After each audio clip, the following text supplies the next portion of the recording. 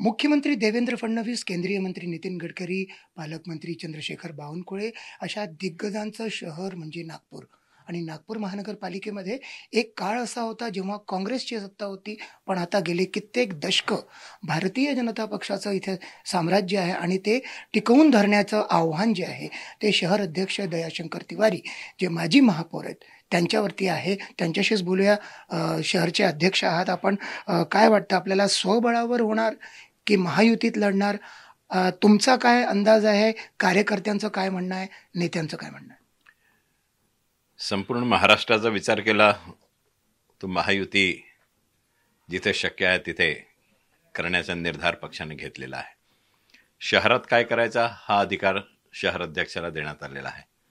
नागपूरची परिस्थिती पाहता जर ज्याच्या जेवढा वजन आहे त्याप्रमाणे जर युती झाली तर युती होणार, नाही तर आम्ही स्वबळावर लढू आणि मित्रताची लढत होईल.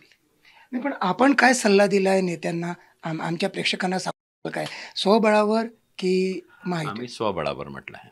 आपण स्वबळावर म्हटलं. स्वबळावर. याचं कारण काय कळू शकतं? महानगरपालिकेमध्ये 108 कायम नगरसेवक भारतीय जनता पक्षाचे आहे. येथे शिवसेना शिंदे गटचं कोणी नाही आहे. मागच्या वर्षी शिवसेना जेव्हा संयुक्त होती तेव्हाही 2च नगरसेवक होते.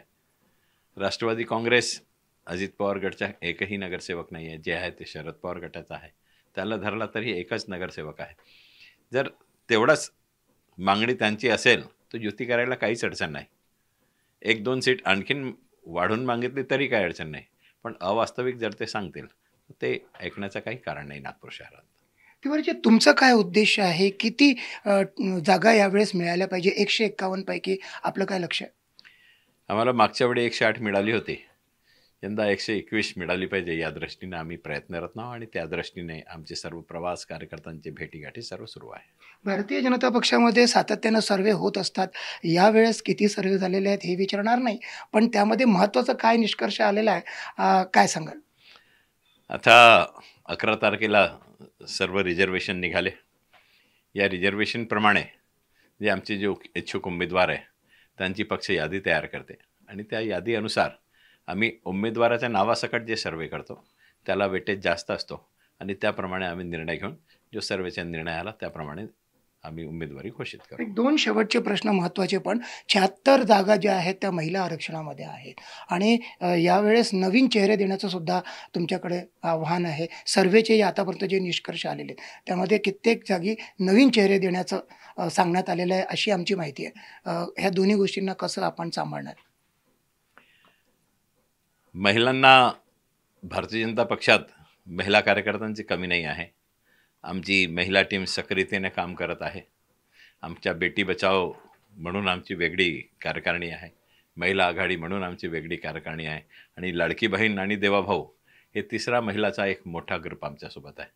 बचत गटाचेही बरेचसे लोक आमच्यासोबत आहे. म्हणून महिला उमेदवार निवडत असताना आम्हाला काही अडचण नाही, पण काही नवीन काही जुने या दृष्टीनेच पुरुष असो किंवा महिला असो प्रत्येक ठिकाणी हा निर्णय आम्हाला घ्यावा. किती टक्के नवीन उमेदवार, नवीन चेहरे? सर्वे आला नंतरच टक्केवारी सांगू शकू. सध्या सांगणं काही योग्य होणार नाही. तसं भारतीय जनता पक्षाचे जेवढे नगरसेवक होते तेव्हा उद्धव ठाकरेची सरकार होती. उद्धव ठाकरेची सरकारने महानगरपालिकेला 2.5 वर्ष काहीच नाही दिला तरीसुद्धा प्रत्येक नगरसेवकांना आपल्यापर्यंत चांगले काम केले. नंतरच्या काळात देवेंद्रजी कॉर्पोरेशन बरखास्त झाल्यानंतर उपमुख्यमंत्री बनले, पण ते 2.5 वर्षात आणि आता सध्या देवेंद्रजीने भरपूर निधी दिलेली आहे. आमचे कार्यकर्ता जे जुने नगरसेवक होते, जे इच्छुक आहे ते सर्व लोकांच्या संपर्कात आहे आणि शासनाच्या निधीचं काम भारतीय जनता पक्षाच्या कार्यकर्त्यांच्या निवेदनानुसार होत आहे. हे लोकांमध्ये याच्यासाठी एस्टॅब्लिश होत आहे की आमच्या निवेदनानंतरच त्याला निधी भेटते. म्हणून भारतीय जनता पक्षाला एक सुपीक वातावरण आहे असं म्हणायला काही अडचण नाही. खूप खूप धन्यवाद. तर नागपूर शहराचे अध्यक्ष भाजपचे दयाशंकर तिवारी म्हणत आहेत की अनाठायी मागणी जर महायुतीतील घटक पक्षांनी जर केली नाही तर महायुती होऊ शकेल, अन्यथा स्वबळावर चालण्याची सगळ्यांची तयारी आहे. व्हिडिओ जर्नलिस्ट विनय शुक्लासोबत संजय तिवारी, NDTV मराठी, नागपूर.